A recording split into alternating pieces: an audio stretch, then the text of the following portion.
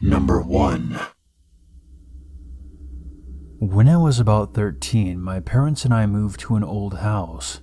It was at least 90 years old. It was large and was in pretty good condition for a house that old. I was an only child, and I got the second biggest room on the second floor, and that room was huge. Sometimes my parents would leave me at home by myself for a few hours if they were going shopping or on a date. I didn't mind staying at home because I like to think of myself as responsible and trustworthy. It made me feel special. One night at around 6 p.m., my parents had gone to run some errands. They were the kind of people who spent hours out shopping for the best deals. They used a lot of coupons on whatever they could, and I did not want to be involved in this at all, so I decided not to go with them. I stayed in my room to watch some TV. Then at around 8 p.m., I got hungry and decided to get a snack. Now by this time, the house is very dark, so I grabbed my cell phone and used it as best as I could to light up the hallway, since the hallway didn't have a light. Now this was before cell phones had built-in flashlights, so I just used all the light my screen could give, until I made it to the kitchen. The kitchen light had been left on by my parents. I then set my phone on the counter, and then began walking towards the pantry. As I was walking to the pantry, I saw a man hunched down in the corner, by the back door. He was wearing black and red clothing, and he had long, greasy, unkempt hair. I didn't see his face because his head was facing the wall. He was holding a large knife. He didn't notice that I had spotted him. I wanted to scream, but I used my hand to cover my mouth, and I walked back upstairs, leaving my cell phone down there, as I was not walking back over to get it. We didn't have any phones upstairs, so I walked into my room, locked my door, and hid in the closet. I started crying silently and started thinking the worst. He was going to find me and kill me. I just knew it. Then I heard someone coming up the stairs. Heavy footsteps. I felt sick. I had never been so afraid in my life. I then heard someone open the door to my parents' room, which was 2 rooms away from mine. The footsteps then started coming towards my room. I started to panic. I then heard police sirens outside and knocking on the front door. I breathed a sigh of relief. I then hear the man quickly running back downstairs and hear him trying to open our back door. I then hear our front door being pushed down, and I heard the footsteps of 2 people coming up the stairs. I assumed they were police officers searching our home. They knocked on my door to let me know it's safe. I then opened the door. I later found out that our neighbors saw this man unlocking our back door with a key and saw that he had a knife and called the police. My parents arrived a few minutes later, and my mom started hugging me and crying. The man, unfortunately, escaped. I got no sleep that night because the man had a key. We had to change all our locks, but we eventually moved out of state. I'm 23 now, and I have moved past it, but there are still several questions I have. How did he get a key to our house? Why did he want to come inside? And what would he have done if the police showed up any later? Number 2. So this happened probably 3 years ago. My dad is a dentist in a small town. He has his share of nutty patients, but this has to be the scariest thing that's ever happened to our family. My entire family assists my father with the practice. My mom works on cleaning the rooms and sterilizing the instruments. My brother, when he's not in nursing school, irons the uniforms. My other brother and myself help my mom and another employee clean the office up at night. One Thursday night around 5, after the staff had pretty much left for the night, my dad was in his office filling out some charts. Mom was cleaning out the last exam room. My one brother was hanging up the uniforms, and myself, my other brother, and our employee, we'll call him John, were mopping and vacuuming. When I heard the phone ringing, there's a voicemail that picks up after a few rings. I'm listening as I'm mopping, and I hear this weird voice talking. This man was talking about how he was the tooth fairy and he's got lots of teeth for my dad. We laugh it off and my mom deletes it, chalking it up to some nutjob patient. An hour later we were wrapping things up and we hear a bang at the door. I go over to the door and yell, "Sorry, we're closed." Nothing happens.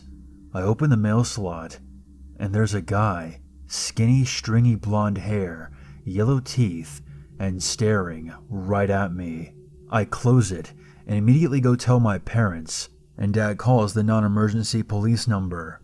Our town is really small, so my dad knows most of the cops on the force. One of his patients is the dispatcher and tells him that she has an officer coming out right away. Meanwhile, my brother is peeking out of the window and says the guy has a bag. We're all freaking out and wondering what the hell he has in his bag. A cop pulls up about 5 minutes later and he starts talking to the guy. He ended up taking him in. The thing that freaked us out the most is when we found out what was in his bag. It was a bunch of teeth. Children's teeth. We never found out why he had them, or why he was trying to give them to my dad. Recently my dad retired after 39 years, and he still talks about this story, and about how it's the craziest thing that's ever happened to us. Number 3. So this happened to me 2 years ago. It was my first month on the job, and I work night security at this pretty interesting place. For the record, I still work there, and I have more strange stories possibly to tell in the future. I'm a 38-year-old male, and I've worked security jobs most of my life, and the graveyard shift. I was an event security guard for various well-known concert venues for years, so I've seen my fair share of strange things and crazy people. In other words, I don't scare easily, and hardly ever go into panic mode when a crisis comes up. The place I currently work at is a resort-style apartment complex. To get a better idea of the layout, there are 3 floors with 50 apartments on each floor. This place takes up one city block with a golf course in back, indoor swimming pools, hot tubs, and a small movie theater. You name it, this place has it. Most of the residents are retired doctors, lawyers, and otherwise rich. There are some younger people that live here as well, stockbrokers and real estate agents and so on. Some just use their apartment in the summer and leave as soon as the snow falls. It's located in a well-known tourist town in the United States. The building itself has 12 exits on the first floor. The doors are locked at 11 p.m. You can exit, but you can't get back in unless you go to the front of the building and ask to be buzzed in, or pick up the call box phone next to whatever exit you're at.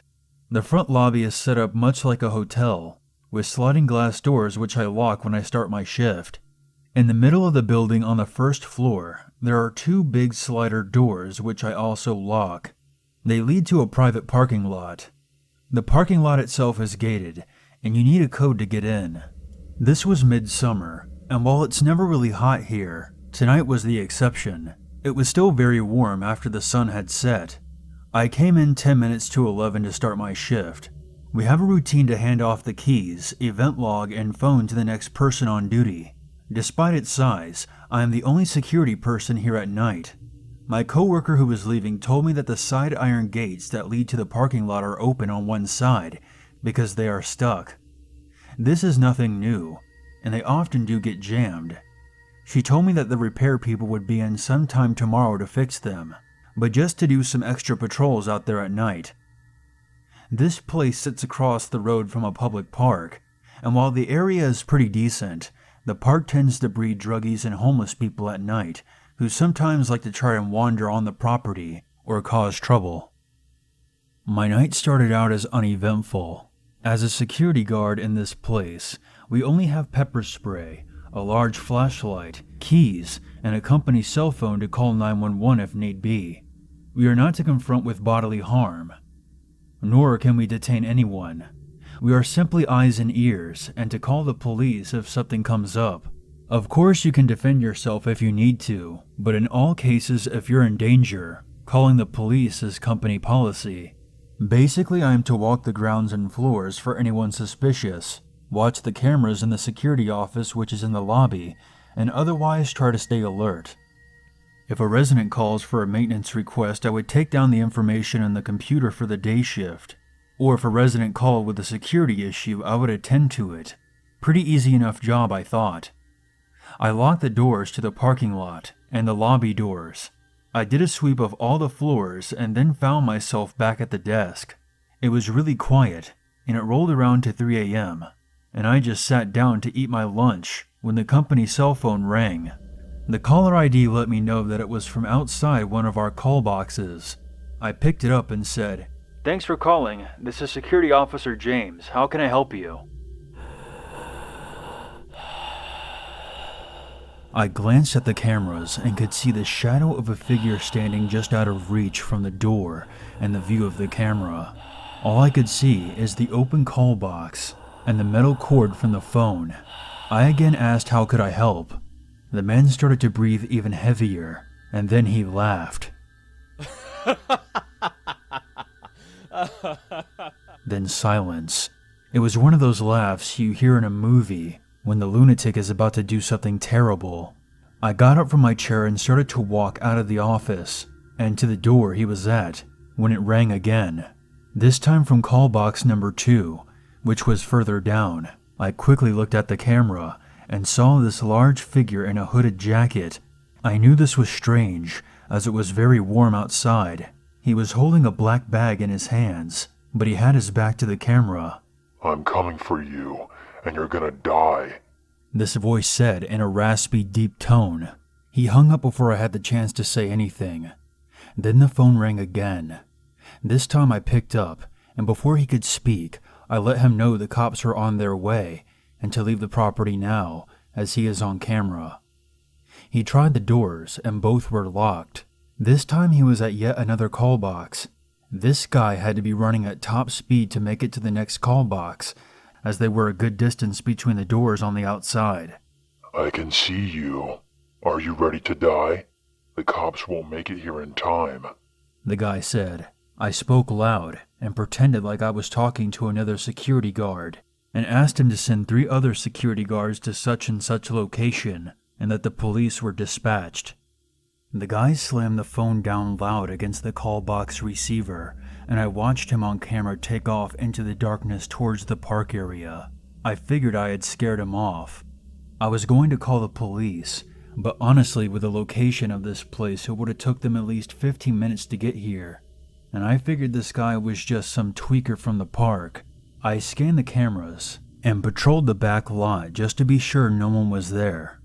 I had my pepper spray in my hands just in case, but no one was out there. I returned to my desk and I wrote what happened in the incident log. About a half hour had passed. I had finished my lunch and was just about to do my rounds when I heard the phone ringing again. This time it was from an unknown number. I thought it would be a resident calling for a repair issue or something. I picked it up and said my normal line. "Where are the cops? I don't see them, but I see you," the voice said. Fuck, it was that guy again. I scanned the cameras and did not see anything. I went to the front door to look out, and there was nothing but darkness and a few floodlights on. "I know you're alone, and you're going to die soon," he said. I basically told him to get fucked and hung up. I called the non-emergency number to the police and let them know what was going on. The dispatcher said she would send a car out to check the area and make contact with me. The next thing I hear is a loud thud against the glass window to the day manager's office, which sits across from the security room. Another 3 loud bangs. I run to the door and unlock it. I pull up the shades and shine my flashlight through the window into the darkness. I catch the face of this hooded man. He looked to be about 40, with long stringy hair and these wild eyes. He looked right at me and grinned before slamming his head into the window again, trying to break it. I started yelling at him and told him that the cops were coming and he needs to get the fuck out of here. That's when he pulled the biggest damn butcher knife I've ever seen and made a slicing motion like he would use it to cut my throat. This guy was crazy and probably on drugs. He continued slamming his body against the glass, trying to break it. He used his head to try to break the window, but managed to bust his head open. So the window now has blood all over it. I backed out of the office and locked the door. I then decided to wait for the cops, as this guy was out of control and my pepper spray wasn't going to stop him. And the last thing I wanted was to handle a bloody crazy person. He then ran to the nearest side door and took the call box phone off the hook. He then ran to each call box and removed all the phones, which caused my company cell phone to ring and jam up the line. This guy had to be on meth or something, because he ran as fast as I could imagine. I watched the camera and noticed to my horror, the sliding glass door on the garage was open. Now, it was common for residents to get out of their cars and unlock the door themselves. It's just a sliding lock, like the kind in department stores. But this was the last thing I needed with this nut job running around. I sprinted across the building and took a shortcut through a couple of banquet rooms to make it to the garage. As I was doing so, I saw that crazy guy running up the garage pathway. I slid that door as fast as I could and locked it before he got into the entryway. He then slammed his body into the glass over and over, but the door did not move. I locked the second set of doors just in case he got through the outside ones. He would at least be trapped or slowed down. I reached for my pepper spray, thinking maybe he would just leave, and I yelled, "The cops are here." He started to laugh and howl, and then held the knife up again before running into the darkness of the parking garages. I called the cops on my personal cell phone to let them know that the man has a knife. The dispatcher told me that the cops would be there shortly, and I let her know what happened. I made my way to the front again and locked myself in the security office.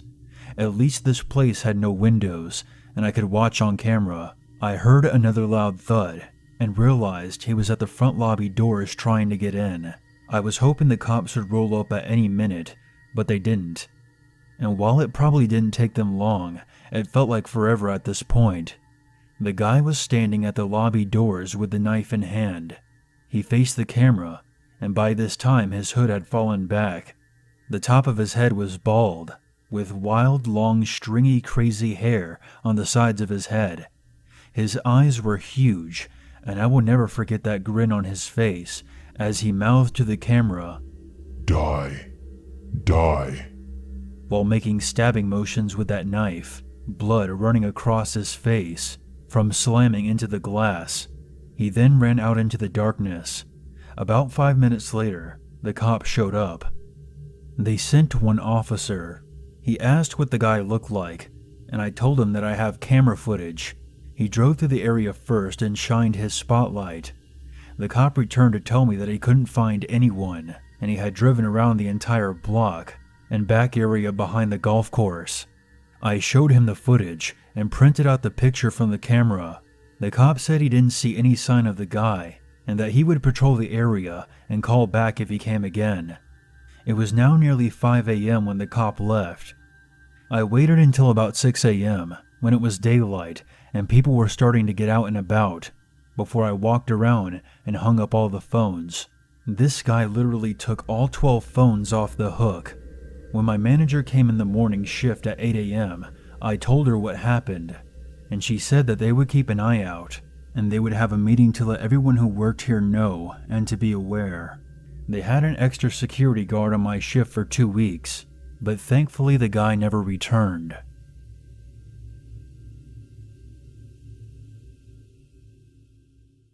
There's always a reason to be afraid.